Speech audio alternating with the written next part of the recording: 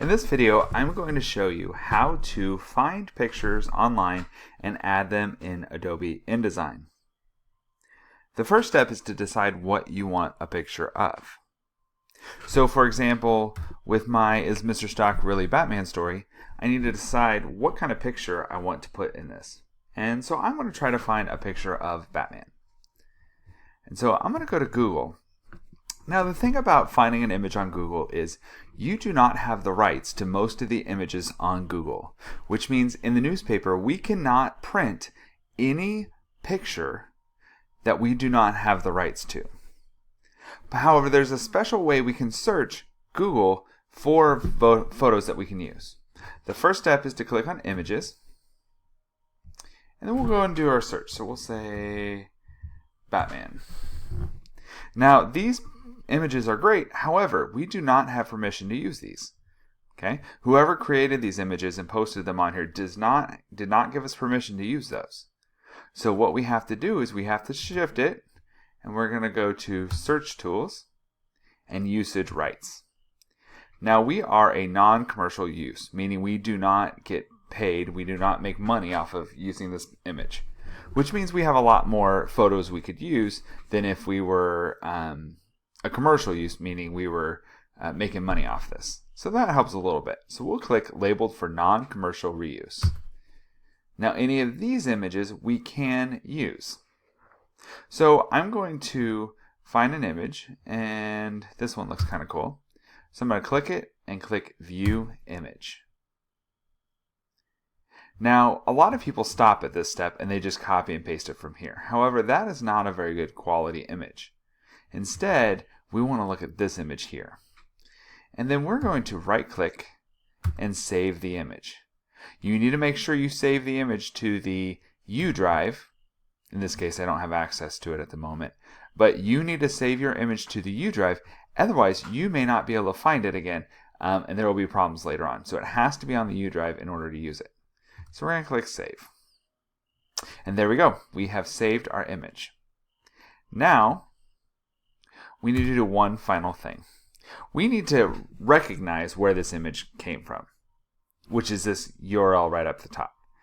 So we're going to copy that. So I did Control C. And I'm going to go and paste it here. We'll move it later, but for now I just don't want to lose it. So I'm going to paste it right here, and I'm going to set this off to the side. We'll deal with this in a little bit. Now we need to add our image. So I'm going to go to File, and I'm going to go to, File, and then I'm going to go to Place, and I'm going to find my image, and then click Open. Now if you see here, I was clicked on this text box, and so it placed it inside of that text box. I don't want that. Okay, so the way we fix it is I'm going to press Control Z, which is undo, and instead I'm going to place it right here. Okay. Now there are a couple of tricks to working with photos in Adobe InDesign. The first is we're going to hold Shift anytime we change the size of this image, because if we don't,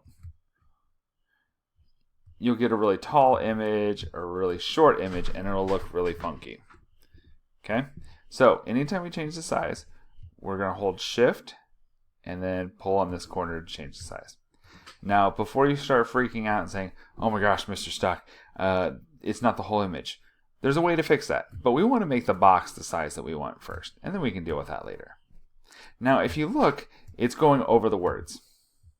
The way we fix that is we go to Window,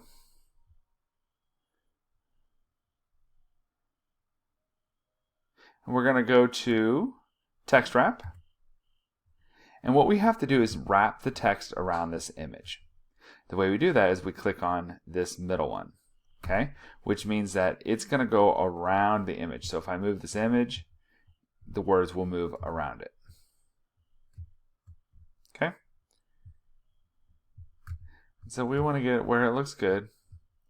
A lot of times I like to have an image go all the way to the edge, maybe go all the way to the top.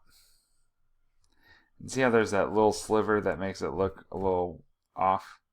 I'm going to go big enough so that we don't have that little sliver of words. Okay, and then I'll move this here. Now with the newspaper, it's a lot of guess and check.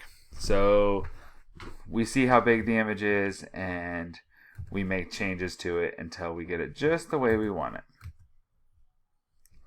The last thing I'm going to show you is we're going to right click on this and we're going to go to fitting and we're going to do fit content to frame. What that does is it shows you the whole picture in that box. Now the last thing we need to do is we need to put this underneath our picture. We're going to change that font size. Depending on your purposes, you can drop it down to 10, but with something like this, you could even drop it down to 8 because it doesn't need to be huge. It's just in case someone wanted to go back and find that image, and that's us giving credit for it. Alright, so that's all you have to do to add an image to your story. Again, we've got this white space right here that we'll have to figure out how to fill up. But for now, that's how you add an image to your story. It would be the exact same steps if you were going to add an actual picture. You would just go to File, Place, and then instead of finding that, you would go and find the picture that you wanted to use. But all the rest of the steps would be the same with the text wrap and everything. And that's all I've got for how to add an image to an InDesign file. Again, don't forget, you always want to save it. I usually save it about every 5 to 7 minutes to make sure that we don't lose any of our work.